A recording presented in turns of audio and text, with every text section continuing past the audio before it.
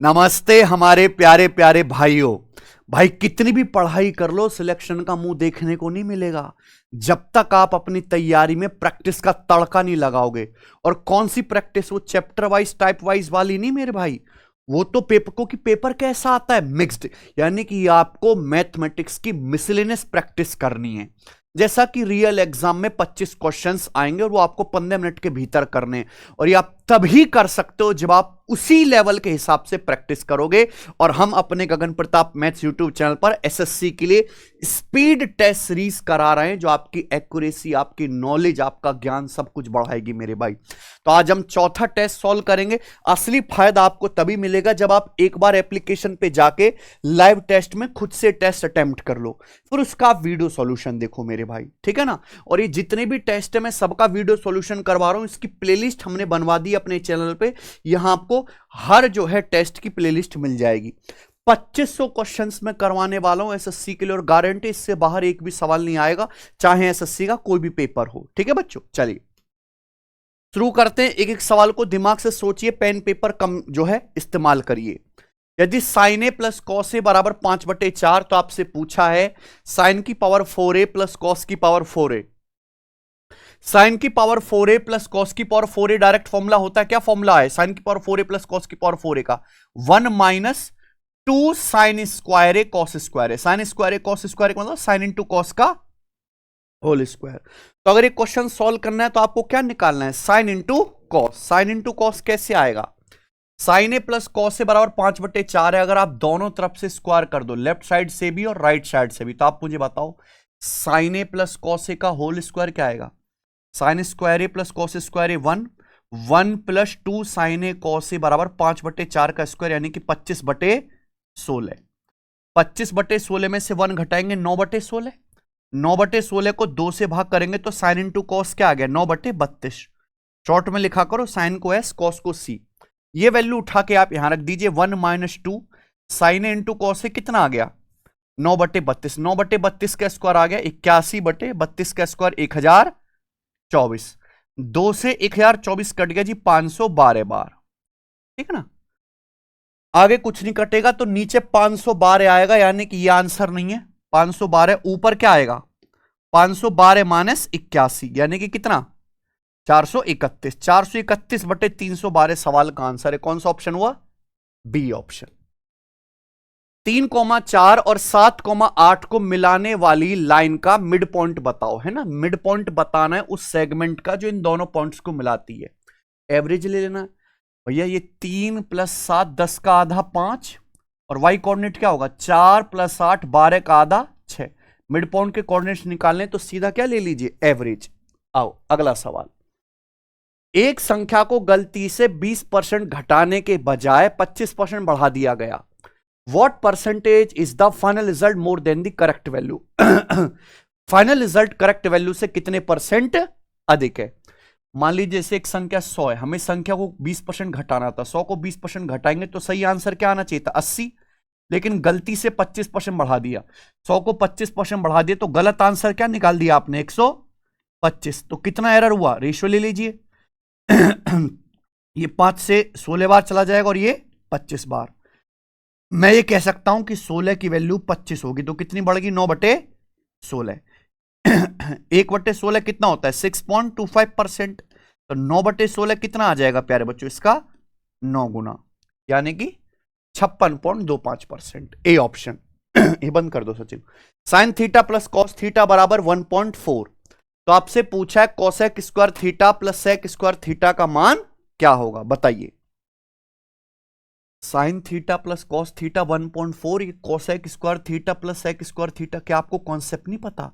Cosec square theta plus sec square theta बराबर होता है cosec square theta into sec square theta, यानी कि कोसेक इंटू सेक का होल स्क्वायर। तो आपको कोसेक इंटू सेक निकालना है, सही है ना। लेकिन दिया क्या है? Sine plus cos. फिर से वही टेक्निक, अगर आप यहां पे दोनों तरफ से स्क्वायर कर दो प्यारे बच्चों, दोनों तरफ से साइन प्लस कॉस का स्क्वायर क्या आ गया? 1 + 2 sine theta into cos theta. 1.4 यानी कि 7/5 का स्क्वायर क्या आ गया? 49/25। तो यहां पे 2 साइन थीटा कॉस थीटा 49/25 में से 1 घटाएंगे क्या आएगा? 24/25। 25। 2 से हमारा 24 कट गया, कितनी बार? 12 बार। तो साइन इंटू कॉस की वैल्यू आ गई 12/25। ये चीज बहुत इंपॉर्टेंट है कि इसका स्क्वायर करो, साइन इंटू कॉस आ जाता है। लेकिन चाहिए क्या? सेक इंटू, अरे इसी का उल्टा, साइन का उल्टा कॉसेक और कॉस का उल्टा सेक।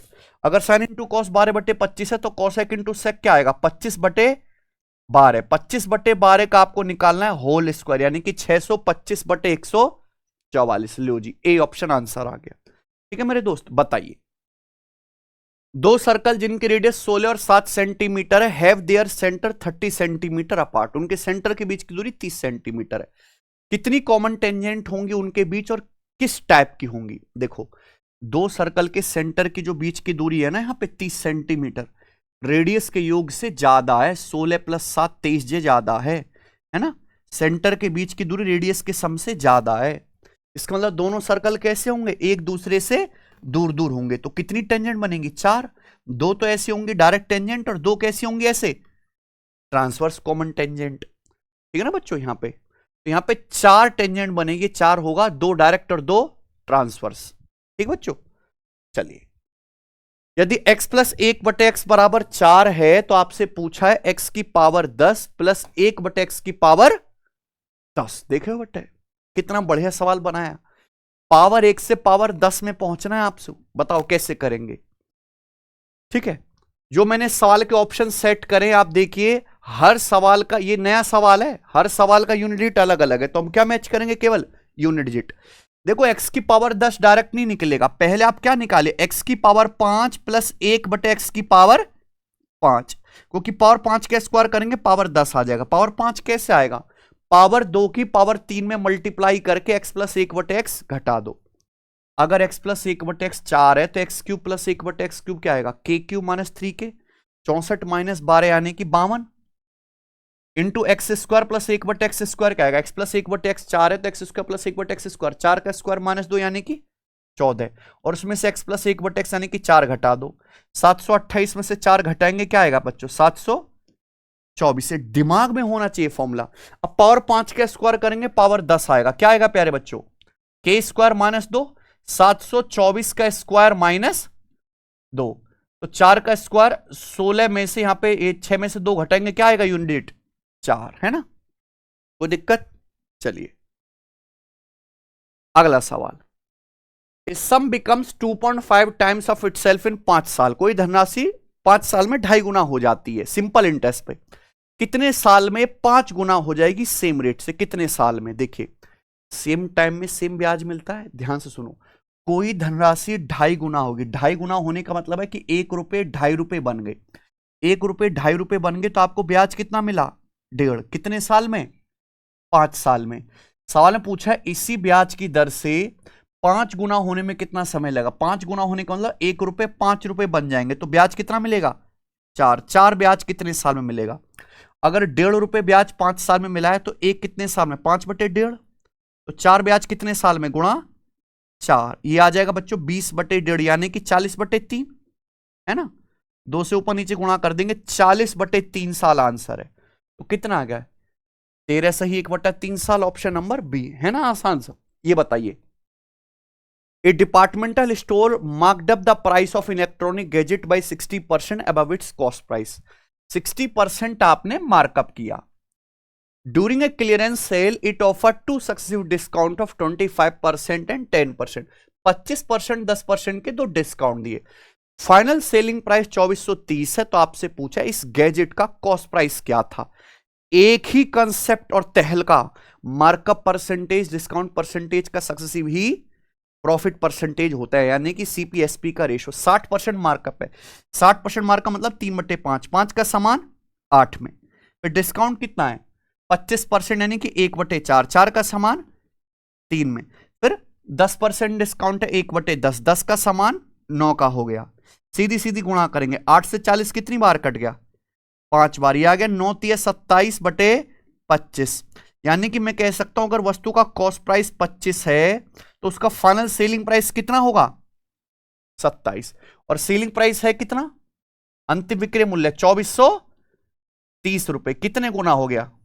27 निम्मा 243 90 गुना, तो वस्तु का क्रिय मूल्य भी 25 का 90 गुना आ जाएगा। 25 निम्मा 225 यानी कि 2250 रुपए। कौन सा ऑप्शन है जी?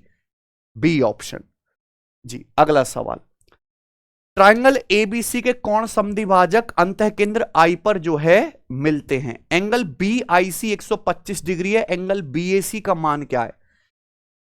इन सेंटर है आई, तो एंगल बीआईसी क्या होगा? एंगल बीआईसी की जो वैल्यू होगी 90 डिग्री प्लस तीसरा एंगल ये बचा ना, एंगल बीएसी का आधा, ये कितना दिया आपको? 125 डिग्री। तो यहां से एंगल बीएसी कितना है? 125 माइनस 90, 35 का दुगुना 70 डिग्री। ये सीधा फॉर्मूला है प्यारे बच्चों। ये बताइए, इसका एवोल्यूशन करना है, √56 plus √56 plus √56 dot dot infinite. हर जगह प्लस का साइन है। क्या ट्रिक है? डायरेक्ट 56 के ऐसे फैक्टर करो जिनका अंतर 1 हो। 8 सत्ते 56, हर जगह प्लस का साइन है, बड़ा वाला आंसर आ जाएगा यानी कि 8, B option. In an equilateral triangle with side length A, what is the ratio of circumradius to inradius? समबाहु त्रिभुज की परित्रज्या और अंतः त्रिज्या का अनुपात क्या होता है? 2:1। सर्कम रेडियस इन रेडियस का रेशियो फिक्स है इक्विलेटरल ट्राइंगल में, 2:1। सीधा concept. The profit made on an item sold for 2200 रुपए is equal to loss incurred when it is sold for 1800 रुपए। 2200 रुपए में बेचने पर उतना ही प्रॉफिट है जितना 1800 रुपए में बेचने पर एक वस्तु को लॉस है। तो वस्तु का सीपी क्या होगा बच्चे?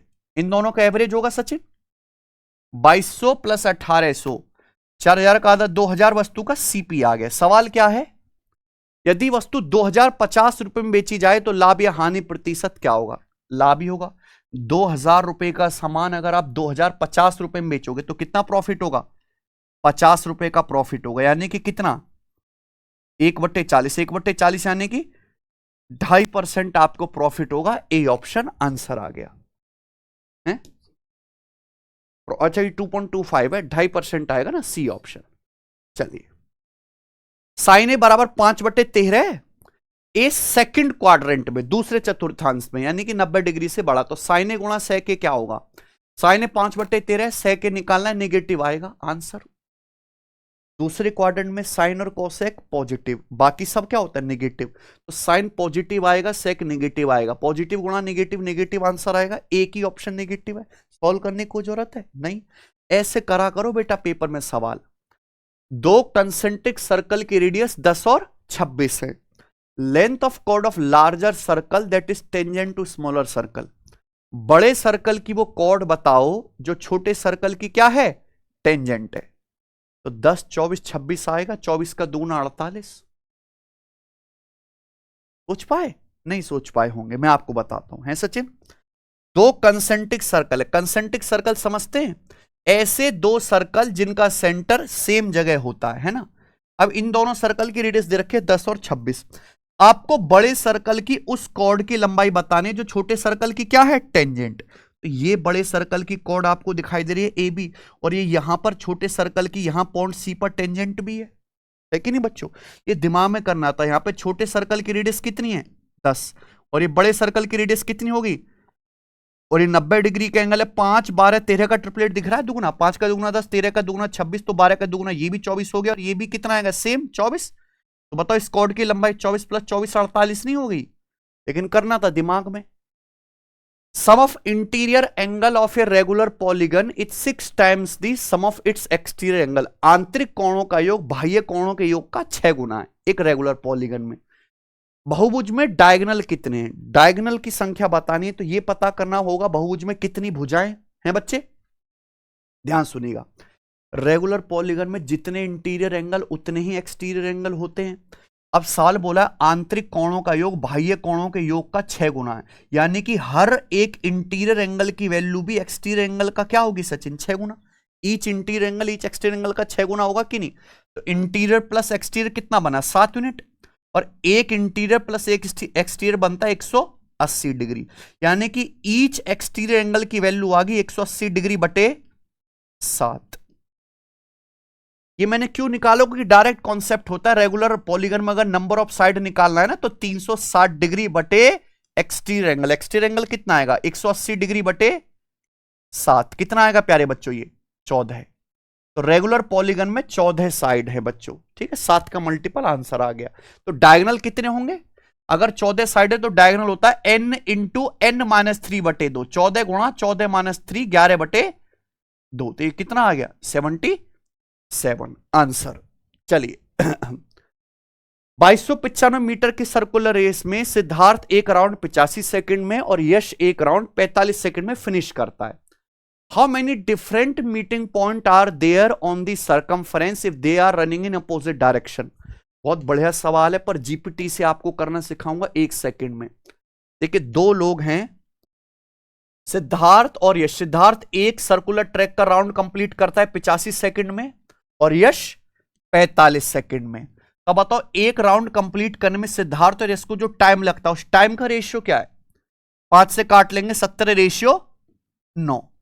ये आ गया बच्चों, समय का रेशियो ले लिए। पूछा अगर ये अपोजिट डायरेक्शन में दौड़ रहे हैं तो ये कितने अलग अलग बिंदुओं पर मिलेंगे? बार बार उन्हीं बिंदुओं पर मिलते रहेंगे अनंत काल तक भी अगर दौड़ते रहे। अगर डायरेक्शन अपोजिट है तो सीधी ट्रिक है, पहले काट लेना रेशियो को, इनको जोड़ दो, यानी कि 17 + 9 26। अगर सेम डायरेक्शन में दौड़ते तो आंसर आता है, इनको घटा दीजिए, डिफरेंस ले लीजिए 8। बेस्ट ट्रिक है इन द वर्ल्ड, ठीक है जी, करिए। एक रेगुलर पॉलीगन की साइड को डबल कर दिया जाए तो एरिया क्या होगा? भैया साइड नापते हैं सचिन सेंटीमीटर में, और एरिया किस में नापते हैं बाल को? सेंटीमीटर स्क्वायर में। अगर साइड को डबल कर दिया जाए तो एरिया तो सीधा 4 गुना हो जाएगा ना, 100 गुना, यानी कि क्वाड्रुप्लेड। समझे बच्चों? चलिए, एक आदमी 4000 रुपए में 8 शर्ट खरीदता है, उनमें से 6 को 3900 रुपए में बेच देता है, बाकी 2 शर्ट फेंक देता है। उसका कुल लाभ या हानि क्या है? रुपए में ही आपको बताना है। 4000 का सामान खरीदा, 3900 रुपए में बेच दिया, भाड़ में जाए, बाकी क्या हो रहा है? यानी कि कुल मिला के 100 रुपए का नुकसान हुआ। ठीक है बच्चों, मजाक है। tan 2x बराबर cot 3x माइनस 30 डिग्री, तो x ज्ञात कीजिए। अगर tan a बराबर cot b है तो एंगल का सम कितना होगा? 90 डिग्री, यानी कि यहां पे इन दोनों को जोड़ के 90 आना चाहिए। तो 2x + 3x, 5x बराबर 90 + 30 120 डिग्री हो जाएगा ना। x कितना आ गया? 24 डिग्री जी। एक रेगुलर ट्राइंगल का, यानी कि इक्विलेटरल ट्राइंगल का एरिया 44% बढ़ जाता है। By what percent did the side length increase? Side जो है कितने परसेंट बढ़ी है? 20%। भाई एरिया किस में नापा जाता है? सेंटीमीटर स्क्वायर में। 2 बार हो गया ना। रेगुलर ट्राइंगल का एरिया बढ़ गया 44%, तो उसकी भुजा कितनी बड़ी होगी? आप बताओ, भुजा कितनी बड़ी होगी? 2 बार सक्सेसिव करने पर कितना आना चाहिए? 44%। तो 20 का 2 बार सक्सेसिव 44% होता है ना, क्योंकि एरिया सेंटीमीटर स्क्वायर है। 20 + 20 + 20 गुणा 20/100 आ गया 44%।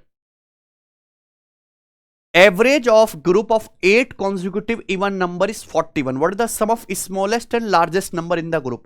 8 लगातार इवन नंबर है, यानी कि एपी हो गया एक तरीके से समांतर श्रेणी, उनका एवरेज 41 है। सबसे छोटी और सबसे बड़ी संख्या का योग क्या होगा? सबसे छोटी और सबसे बड़ी संख्या का एवरेज भी 41 होगा, क्योंकि लगातार इवन नंबर होते हैं समांतर श्रेणी, इनका एवरेज भी 41 होगा। योग कितना है? 41 दूनी 82। खत्म भाई साहब। 1,2 और 4,6 को मिलाने वाले लाइन सेगमेंट की लंबाई क्या है? डायरेक्ट फॉर्मूला होता है, 2 पॉइंटों के बीच की दूरी का √x2 - x1 का स्क्वायर प्लस y2 - y1 का स्क्वायर। यही है ना सचिन? 4 - 1 3 का स्क्वायर प्लस 6 - 2 4 का स्क्वायर, 3 4 5, 5 यूनिट आ गया। ए ऑप्शन जी। यदि x की power a square but x की पावर b स्क्वायर बराबर x की पावर 171 है, a + b 19 है, तो a - b बताओ। देखो यहां बेस सेम x, तो डिवाइड में पावर क्या होंगी? घट जाएंगी। तो x की power a square minus b square बराबर आपको दिख रहा है x की पावर 171। अब बेस सेम है तो प्यारे बच्चों पावर भी तो सेम होनी चाहिए, यानी कि a square minus b square कितना है? 170। अब आप खुद ही बताओ a square minus b square क्या होता है? a - b गुणा a + b। a + b कितना है? 19। आपको a - b निकालना था, तो 19 निम्मा 171, ये आ गया 9। क्या आंसर है? A option. ठीक है ना बच्चों? तो ये दिमाग में करने वाली चीज थी। 24वां सवाल, 75 लीटर के मिश्रण में मिल्क और वाटर का रेशियो 3:2 है। अगर इस मिश्रण से 15 लीटर निकाल दिया जाए और उसकी जगह 10 लीटर शुद्ध दूध डाल दिया जाए, 10 लीटर प्योर मिल्क डाल दिया जाए, तो मिश्रण में मिल्क और वाटर का नया रेशियो क्या होगा? बहुत बड़े सवाल।